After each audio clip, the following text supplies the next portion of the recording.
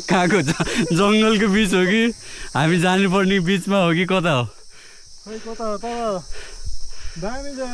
है नेचर चाहिँ आफै घुम्छ कि यो घुमाउनै नपर्ने आफै सबै जे हेर्न पनि मिल्छ पछाडिको चाहिँ गोठ यहाँ चाहिँ सबै गोठहरू टन्नै रहेछ उता तल पनि यो चाहिँ ए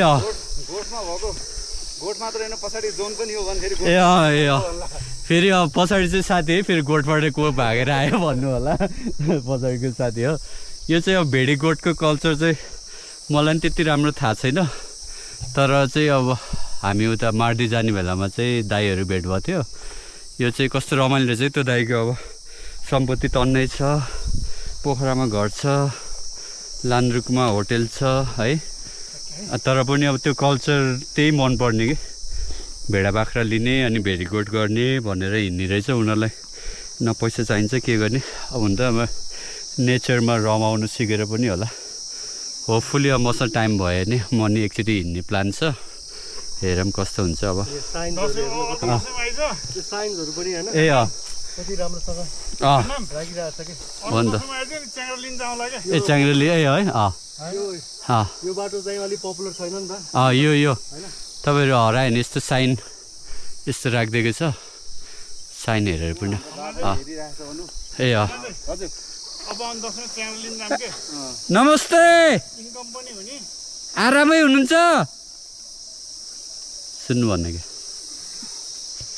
उता हेरिराख्नु भएको छ खासै मान्छेहरू नआउने भएर चाहिँ अब उहाँलाई नि अचम्म लाग्यो होला को हिँड्ने हो भनेर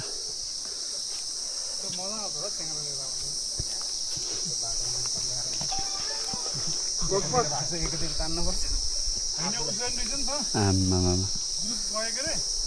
के हो त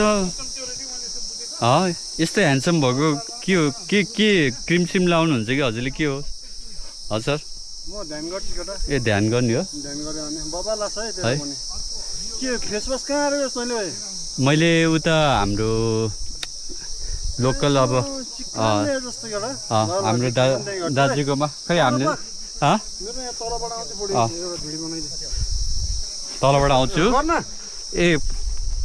यहाँबाट क्या त्यहाँबाट होइन यस्तो ल्यान्डस्केपमा हान्ने म तलबाट आइहाल्छु जस्तो ल्यान्डस्केपमा भ्यूै आउने गरेर कि है ए सबै आउने गरे ल दामी लागेको उनीहरूको